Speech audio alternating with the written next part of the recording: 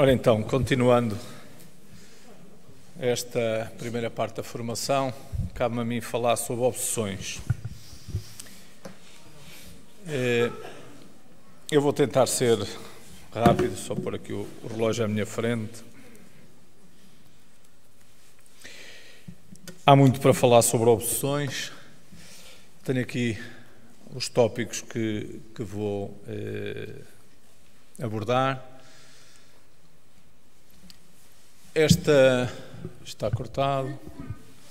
Portanto, o objetivo deste módulo era, de alguma forma, nós refletirmos sobre o esforço de melhoria moral e desenvolvimento das virtudes para que possamos prevenir ou neutralizar as obsessões e também da importância do conhecimento doutrinário espírita no sentido de nós podermos saber lidar com influências espirituais inferiores e também do estabelecimento das relações fraternas e sérias com os bons espíritos.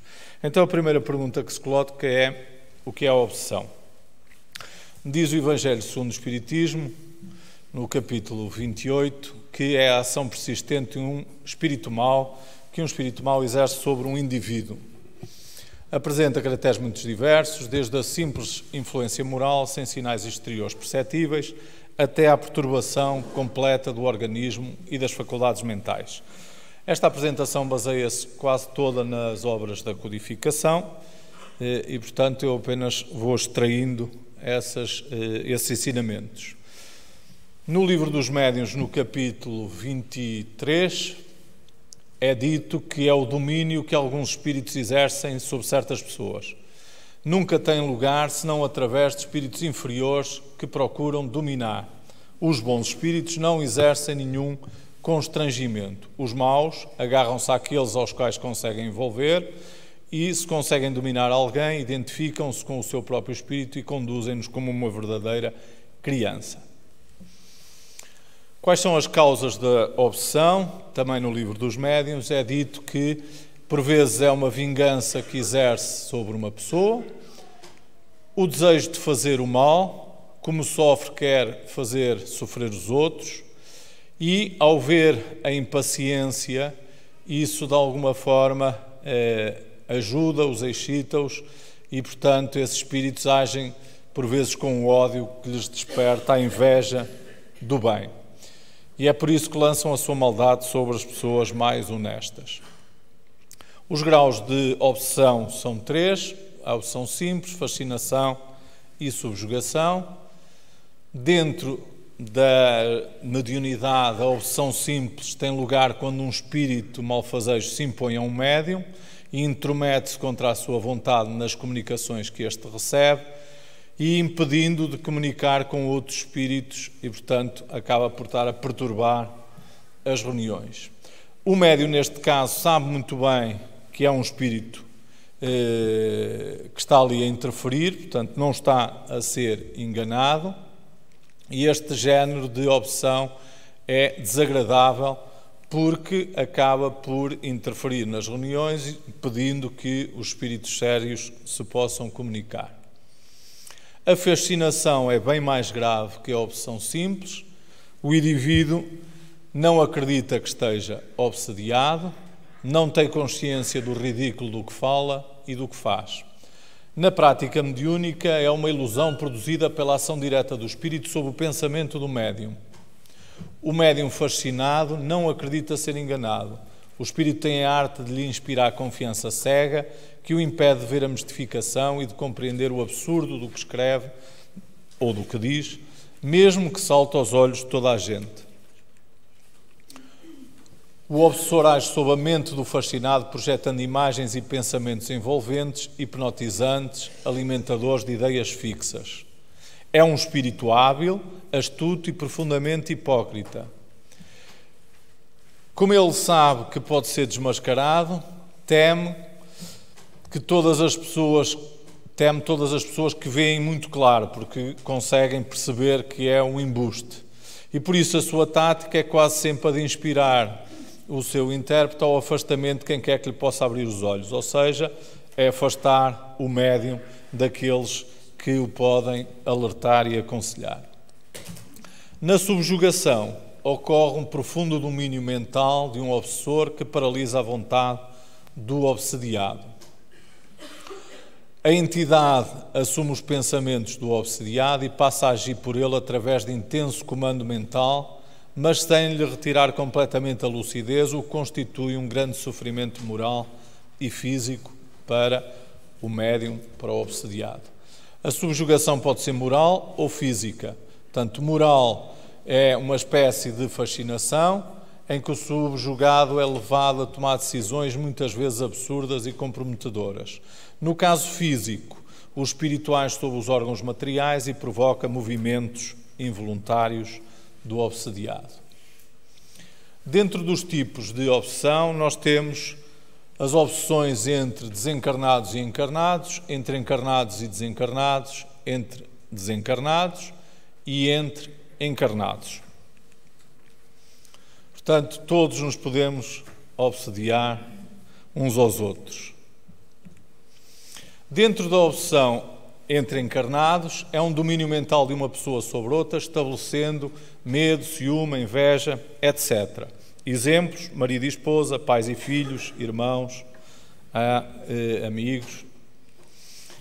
No caso da obsessão entre desencarnados, são espíritos vingativos que se impõem a outros espíritos, controlando-lhes pensamentos e emoções ou dando-lhes ordens que são por eles cumpridos sem oposição, por meio de processos hipnóticos graves.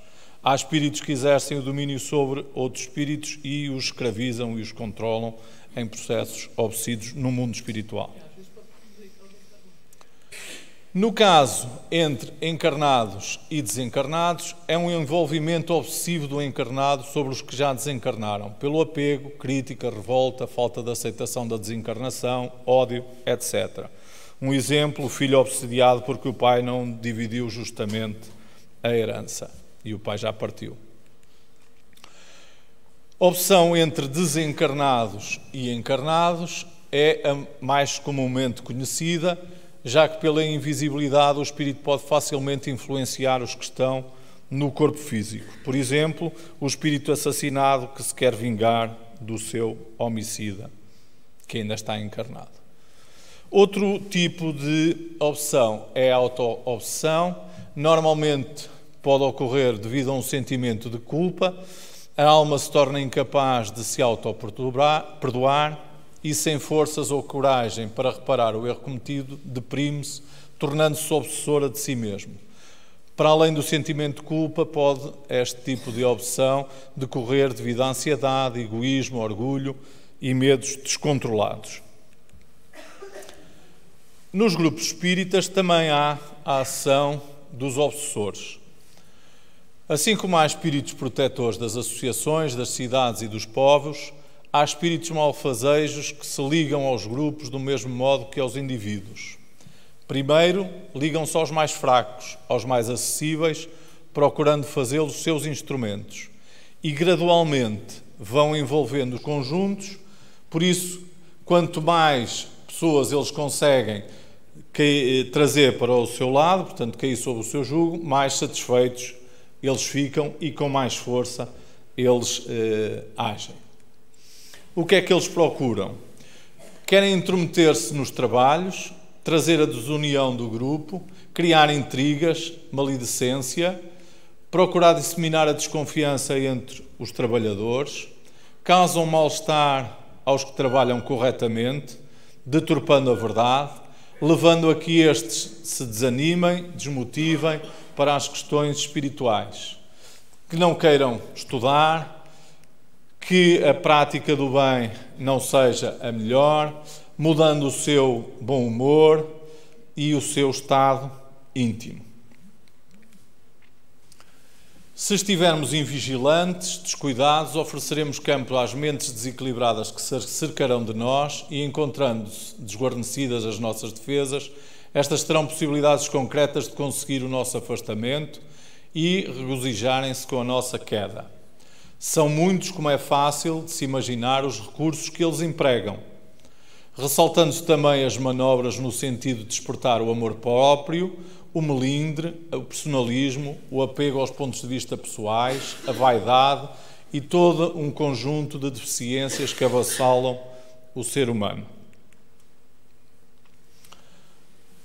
A obsessão é um dos grandes escolhos da mediunidade, como diz o livro dos médiuns, e é também um dos mais frequentes. E, portanto, não deverão ser demais os cuidados que nós devemos ter em combatê-la. É um obstáculo absoluto à pureza e à veracidade das comunicações. A obsessão é sempre o efeito de um constrangimento, como vimos há bocado. Esses constrangimentos nunca são exercidos por bons espíritos. Toda a comunicação dada por um médium obsediado é de origem suspeita e não merece qualquer confiança. Como é que se reconhecem as características da obsessão? Primeiro, a insistência de um espírito em comunicar-se, queira ou não o médium, pela escrita, audição, tipologia, etc., opondo-se a que outros espíritos o possam fazer. Segundo, ilusão que, não obstante a inteligência do médium, o impede de reconhecer a falsidade e o ridículo das comunicações que recebe. Terceiro, crença na infalibilidade e na identidade absoluta dos espíritos que se comunicam e que, sob nomes respeitáveis e venerados, dizem coisas falsas ou absurdas. Quarto, confiança do médium nos elogios que lhe fazem os espíritos que se comunicam por ele. Quinto, disposição em se afastar das pessoas que podem dar-lhes avisos úteis. Sexto, levar a mal a crítica ao assunto das comunicações que recebe. Sétimo, necessidade incessante e inoportuna de escrever. Oitavo, qualquer constrangimento físico dominando a vontade e forçando-o a agir ou a falar mesmo sem o desejar. Nono, ruídos e transtornos persistentes à sua volta e de que não é a causa ou o alvo. Nos processos obsessivos há sempre um obsessor e um obsediado. O obsessor é aquele que busca influenciar mentalmente o obsediado. Normalmente considera-se o obsessor uma alma cruel que pratica o mal por puro prazer, mas muitas das vezes é um desencarnado que sofre injustamente a acusação de perseguidor, uma vez que ele foi a vítima que agora está a procurar a vingança e a reparação do mal que lhe foi causado. É imperioso, então, considerá-lo, o obsessor, como uma alma necessitada de orientação, encaminhamento, amor e educação. O obsessor e o obsediado são enfermos intimamente envolvidos numa trama de mágoas e ausência de perdão. Contudo, há espíritos que procuram prejudicar outros por inveja, ciúme ou algo semelhante, que tentam combater determinadas ideias ou princípios com os quais eles não guardam sintonia e também por causa, muitas das vezes, do fanatismo ou intransigência religiosa ou ainda devido a diferentes tipos de preconceitos. Há espíritos obsessores sem maldade, diz o livro dos médiuns, mas que têm orgulho do falso saber. Querem fazer prevalecer a sua opinião e procuram para isso médiuns suficientemente crédulos para os aceitar de olhos fechados. São os mais perigosos, uma vez que vão originar a fascinação. O obsediado é aquele que passivamente recebe as sugestões mentais negativas e lhes dá acolhida. A obsessão é o passado que retorna por via da lei de causa e efeito e a fim de que se reajustem perseguidor e perseguido e encontrem o caminho da libertação espiritual. Como é que se dá o mecanismo da obsessão? No início da obsessão, o espírito perseguidor localiza na sua vítima os condicionamentos, a predisposição e as defesas desguarnecidas, instalando assim a sua onda mental na mente da pessoa visada. Em seguida, envolve-a em seus fluidos perispirituais a fim de garantir efetiva sintonia mental entre ambos.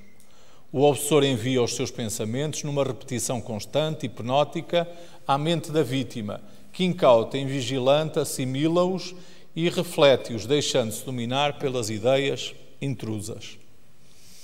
Quando um espírito bom ou mau quer atuar sobre um indivíduo, envolve-o, por assim dizer, no seu perispírito, como se fora um manto. Os fluidos de ambos se interpenetram, os pensamentos e as vontades dos dois se confundem e o espírito pode então servir do corpo do indivíduo como se fosse seu, fazendo-o agir à sua vontade, falar, escrever, desenhar, quais os médiuns. Se o espírito é bom, a sua ação é suave, benfazeja, não impelindo o indivíduo senão à prática de bons atos. Se é mau, força-o à prática de ações más. Se é perverso e malfazejo, aperta-o como numa teia, paralisa-lhe até a vontade e mesmo o juízo, que ele abafa com o seu fluido como se abafa o fogo sob uma camada de água. Faz o indivíduo pensar, agir em seu lugar, impele-o contra a sua vontade, a atos extravagantes ou ridículos. Em síntese, magnetiza-o, lança-o num estado de catalepsia moral, fazendo dele um instrumento cego da sua vontade. O perseguidor somente encontrará ambiente para obsediar se o perseguido lhe oferecer as condições favoráveis. Irritação, mágoa, ciúme, inveja, resposta a uma agressão ou ofensa, consumo de substâncias químicas entorpecentes, entre outras. O obsessor ardiloso lança comandos mentais em forma de imagens e sensações e de lembranças de atos ocorridos no passado. Se acolhidos os sentimentos de ódio, a culpa, a melancolia, a irritabilidade, o medo, etc., ficarão ativos. Permitida a incursão obsessiva inicial, a hipnose se estabelece e os pensamentos vão gradativamente se ajustando ao comando do obsessor.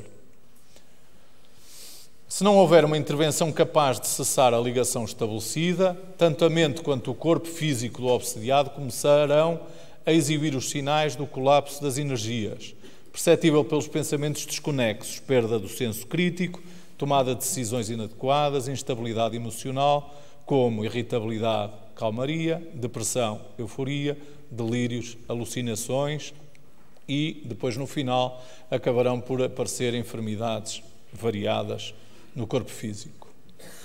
O modo de não permitir o avanço do processo obsessivo é mudar o foco da atenção e a natureza das emissões mentais.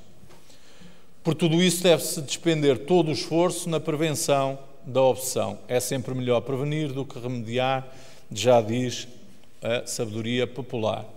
Então, a principal prevenção contra a obsessão são os ensinamentos de Jesus. Ou seja, orar e vigiar, amar o próximo como a si mesmo, amar os inimigos, perdoar 70 vezes 7, ou seja, perdoar sempre. Procurar imitar Jesus. As ações obsessivas variam de acordo com os tipos e graus de obsessão. No caso das obsessões simples, basta a mudança do modo de pensar do obsediado. Nos graus mais avançados, é necessário muitas vezes associar recursos espíritas com a atenção de profissionais da área médica e ou psicológica. Em qualquer situação, a oração, o passe, o estudo, o trabalho no bem, entre outros, são os recursos de inestimável valor. São, ao fim e ao cabo, os tratamentos que nós temos para a obsessão. Não esquecer que a obsessão é sempre o resultado de uma imperfeição moral que dá acesso a um espírito mau. A uma causa física opõe-se uma força física. A uma causa moral é preciso opor uma força moral. Então nós temos que nos fortalecer moralmente para não estarmos sujeitos a obsessões. Temos que trabalhar no nosso próprio aperfeiçoamento para nos desembaraçarmos do obsessor. É necessário, quando a obsessão degenera em subjugação, o auxílio de outras pessoas, de outros tratamentos. Então, na Casa Espírita, nós temos a terapia espiritual, que se baseia, por um lado, na prece, proporcionando-nos a reforma íntima, temos o tratamento através da água fluidificada e dos passes e temos as reuniões mediúnicas que normalmente são de atendimento a sofredores, mas que no caso de obsessões mais complexas, mais complicadas, portanto em estados mais avançados, necessitam de trabalhos mais continuados, aqui chamados de desobsessão. André Luiz dá-nos, por assim dizer, 10 formas para nós nos desobsediarmos. Primeiro, não permitir que ressentimentos ou o azedume nos penetrem o coração. Segundo, abençoar quantos nos censuram a estrada sem criticarmos ninguém. Terceiro, jamais obrigar esta ou aquela pessoa a partilhar os nossos pontos de vista. Quarto, habituar-se a esperar pela realização dos seus ideais, trabalhando e construindo para o bem de todos. Quinto, abster-nos de sobrecarregar os problemas com o peso inútil da ansiedade. Sexto, cessar todas as queixas ou procurar reduzi-las ao mínimo. Sétimo, louvar, mas louvar com sinceridade o merecimento dos outros. Oitavo, conservar o otimismo e o desprendimento da posse. Nono, nunca nos sentirmos incapazes de estudar e de aprender, sejam quais forem as circunstâncias. Décimo, esquecermos-nos de nós para servirmos. Em conclusão, pensar e fazer o bem, lutando contra os maus pensamentos, são hoje e sempre as medidas de equilíbrio físico e espiritual que nos poderão prevenir da obsessão. Obrigado. Deixo aqui apenas algumas recomendações de leitura. Para além dos livros da codificação, temos Obsessão e Desobsessão, da Sueli Caldas Schubert, os livros que constituem o projeto Manuel Filomeno de Miranda, Religião dos Espíritos, Seara dos Médiuns, Evolução em Dois Mundos, Missionários da Luz, Nos Domínios da Mediunidade e Desobsessão, quase todos da série André Luiz.